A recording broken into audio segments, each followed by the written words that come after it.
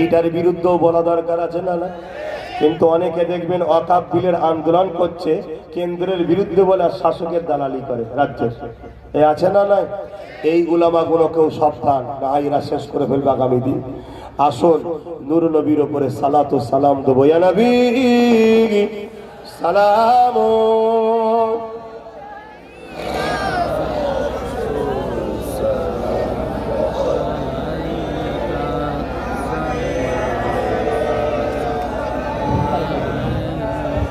বাপজান আমার, আপনারা দাঁড়িয়ে সালাম দেন তো নাকি?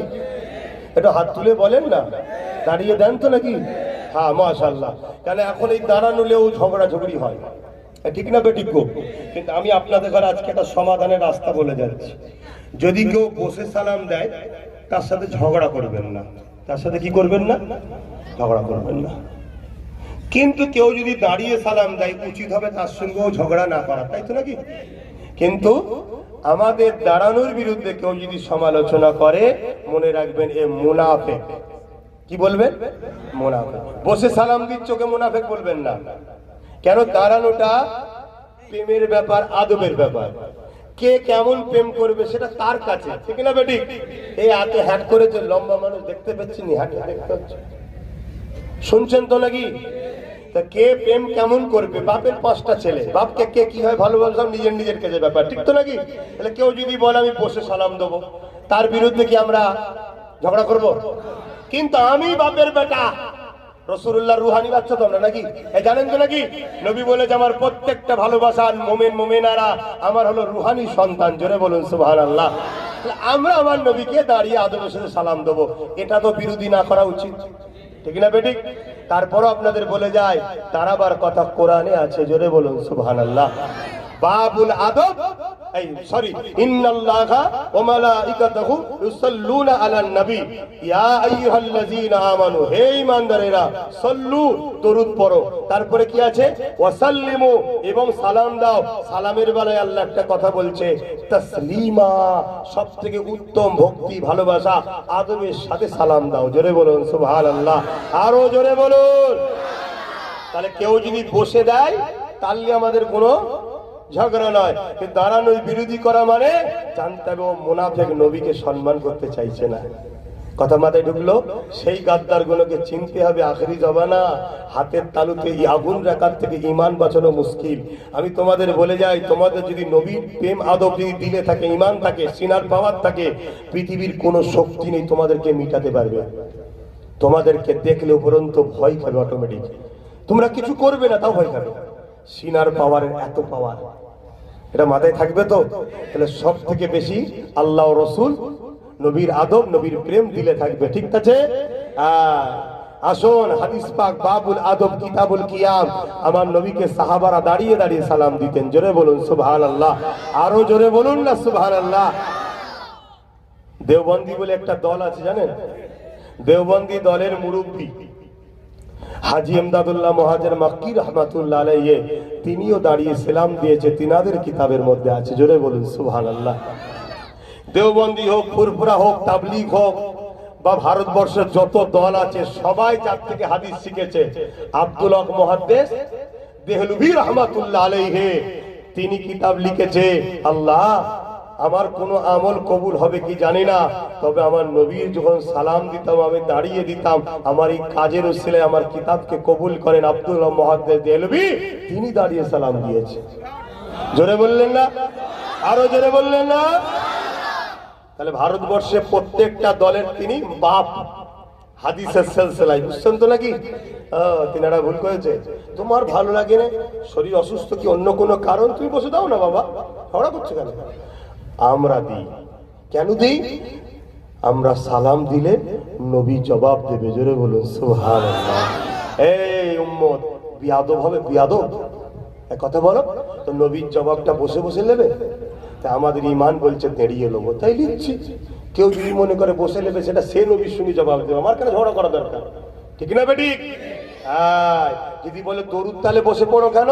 আরে দরুদ পড়লে নেকি হয়, নেকি তো বসে বসে লিয়া যায়, খাতায় তো জমা হচ্ছে।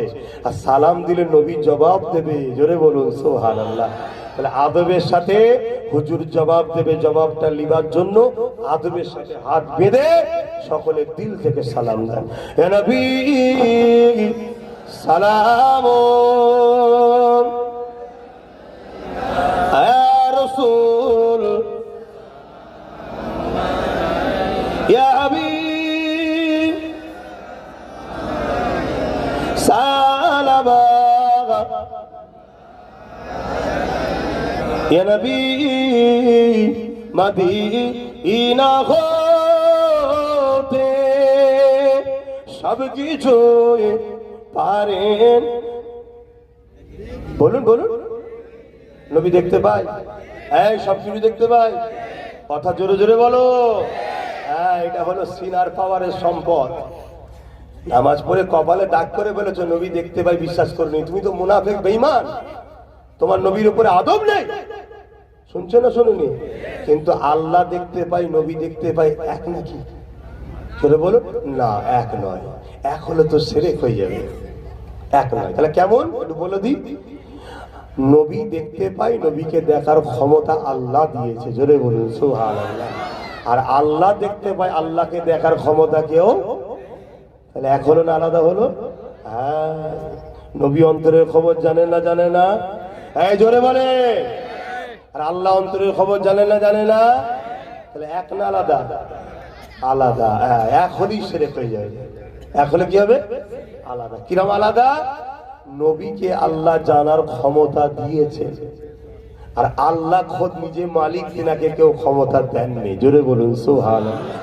তাহলে আমার নবীকে ভালোবাসবেন না, পিয়ার করবেন না? যারা নবীর সঙ্গে জুড়তে চাইবে তাদের সঙ্গে জুড়ে থাকুন। তারা হলো ওয়ারাসাতুল আম্বিয়া।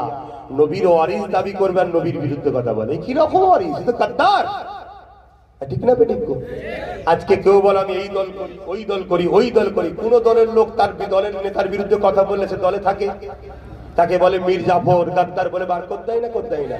দুনিয়া সামান্য দলের জন্য যদি এটা হতে পারে, চিনার জন্য দুনিয়া আখেরাত সেই নেতার দলের আপনি অনুসরণই হবে, আলেম দাবি করবেন, আর নবীকে ছোট করছেন। তার মানে এক কথা শুনছেন না শুনেন? খুব সাবধান। কেউ বলছে মিশর থেকে পড়েছি, কেউ বলছে আমি বুখারী পড়াই, কেউ বলছে আমি বড় মাওলানা। কত বড় মাওলানা? ইবলিসের থেকে বড়। ইবলিস বিরাট বড় ছিল না ছিল না? আমল করেছে না করেনি? নবীকে আদব না করার জন্য ধ্বংস হয়ে গেছে।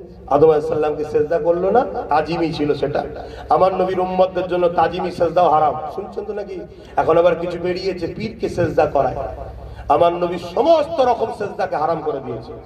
সাহাবারা আমার নবীকে সিজদা করেছিল একদিন। আল্লাহ নবী বলেন কি করলে এটা? না হুজুর, অন্যান্য দেশে গিয়ে দেখছি তাদের প্রজারা তাদের বাদশাকে সিজদা করছে, আপনার মতো মহান তো কেউ নেই, আমরা কেন করব না? আল্লাহ নবী বললেন শোনো, আমার উম্মত তোমাদের জন্য জানালাম, আমার দিনেতে তাজিমি সিজদা, কোন রকম সিজদা রুকু পর্যন্ত করা হারাম। কথা ক্লিয়ার? তুমি পীরকে ভালোবাসতে পারো, পীরের হাতে হাতে কদম বসি করতে পারো, পীরকে আব্বাস বলে সম্বোধন করতে পারো, পীরকে বাপের সম্মান দিতে পারো, সে তোমার গার্জিয়ান, উস্তাদ, গাইডম্যান, সব ঠিক আছে। কিন্তু এই সিজদা শুধুমাত্র সৃষ্টি কর্তা আল্লাহর জন্য। মনে থাকবে? ইয়া নবী মদিনা হতে সব কিছু পারেন দেখিতে, মোদের লাশ কবরে রাখিলে লইবেন আপন করে। নবী সালাম, ইয়া রাসূল সালাম, ইয়া হাবিব সালাম। সকলে গায়ে গায়ে বসেন। বালাগাল উলা বিকামালিহি